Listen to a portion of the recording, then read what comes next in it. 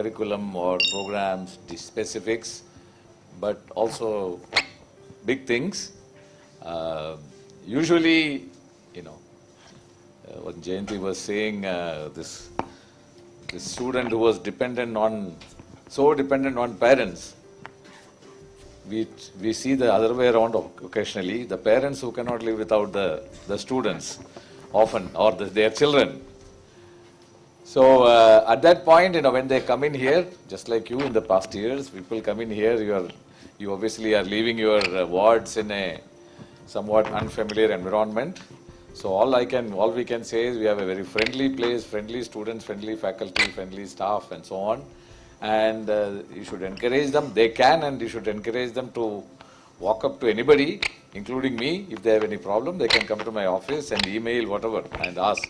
Not be timid about it, not be scared that how can I go and talk to this professor or faculty or director or whatever. They should be, they should take charge of, if they have a problem, they should address it then and there. And as we said yesterday also, we have no restrictions on campus about how students can go around. In the hostels, there are no curfews, there are no 10 p.m., 11 p.m., whatever, and there are no boys and girls. They are all allowed to go out of the hostels, out of the campus if they have to. So this freedom is very important, but it also should come with responsibility. And we are hoping that since they know they can go, they are interested in going only when they are really need it. Okay? If you tell them you can't go, they will jump out of the wall or they will do funny things. When we are saying you can go to the main door itself, they will do it only when there's real need to do whatever they have to do. So that, this is a philosophy that we think we should not be discriminating them based on their age or their gender, etc., that some are allowed to go in the interest of protecting them. But world is what it is. We have a safe campus, safe environment here. Outside world, you all know, is what it is. Hyderabad is a fairly nice, friendly city. But these days, there are incidents everywhere. So people coming here, the parents in the first, in this period, like first 3-4 days, typically have questions. Because they are leaving them here and they want to make sure their life is comfortable. So they pamper them, pay them, give them the costliest phones, the best beds, or whatever they want, which is natural. There's nothing wrong with it. And they also see that, something is not working in the hostel, etc. I'm sure there are things that are not working as per, perfectly in the hostels. But these are small things.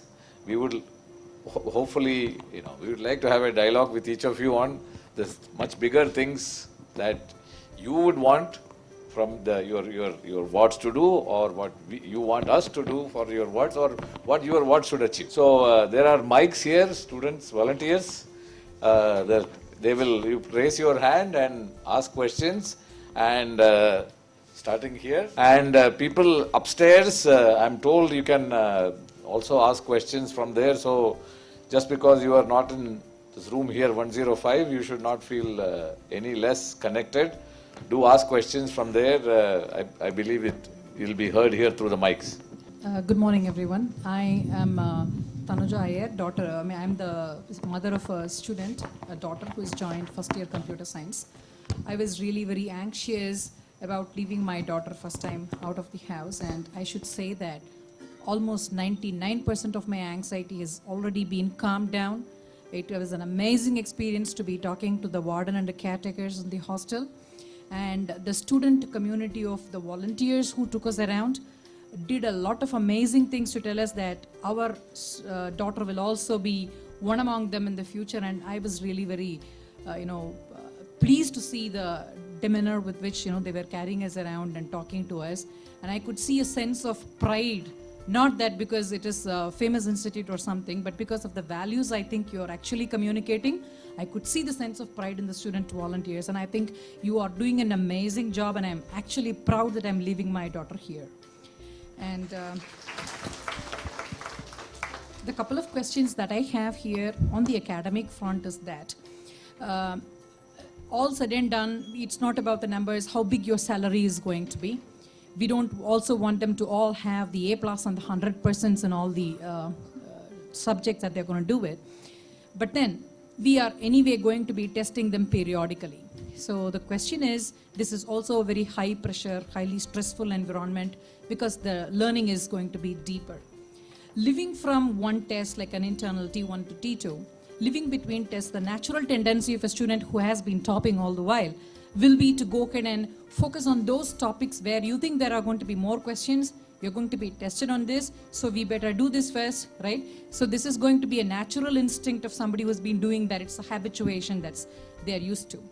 So I have been a victim of wanting to perform well. And after 4 or 5 years of learning in an institute, the question is, had I spent some time on getting into the depth, I think I would have been a better person now, is a thought that comes to me now, but then I can't go and repair anything there. So what are the measures that we do to make sure that the student actually gets into the depth of the learning, number one. Number two is, if they want to get into the depth, between the tests, do they have sufficient time to get into the depth? Second question. The third question is, if a student has not adopted the actual correct learning style required to get into the depth, they may not have identified it. If they do not identify it in time, it will be too late for them to identify after passing out that, hey, had I studied like this, I would have done better. So is there someone who is going to pull them out and say, hey, you know, this is what is the wrong thing that you're doing. Had you done, if you do this like this, you might, be better off. Is there some system that tells the student or helps them to identify the right path that they should go in? That's about it. The hard part I will let Jayanti answer. Thank you for your initial appreciation of what we have been doing, and even more importantly, your personal feeling that you should have focused on depth. I mean, those are things that we should have been telling. We could have been telling. It's good that it's coming from you also. About academics, I'll ask Jayanti to reply. Yeah, I think one of the feedbacks we do give is when a student, see, first of all, all our course teachers are very approachable. So we tell students that whenever you have issues, including maybe I'm not understanding this or I'm not studying in the right way and so on, go and talk to the faculty. For every course, there are lots of teaching assistants who are actually students who are also undergrads but seniors. And especially for UG1 courses, we have very large number of teaching assistants. And all of them hold office hours. So I just pointed out that the more experienced faculty, if your daughter is reluctant to go, they can go to somebody closer to their age also. So we have put in measures that way. The second is when, in this semester we are moving towards a system where every month there will be some kind of testing. The first one would be like 45 minutes. The second test would be 1.5 hours, and third will be 45 minutes, and then comes the final exam. Typically, we look at, we have program coordinators as well as the UG coordinator and I. We spend a lot of time looking at how they are performing. So we look at the marks and we inform you after the midsem exam where in the class they are. So you can have a conversation also. And those who are in the bottom 1/3, director, myself, program coordinators actually have a counseling session with them. So these are the measures we have put in place. Now, depth versus the other, to some extent, the design of the courses will take care of it. It is not going to be so easy to just do shallow learning and get good grades. That can happen. You know how? If the student willfully says, I don't need a good grade, I just need to pass.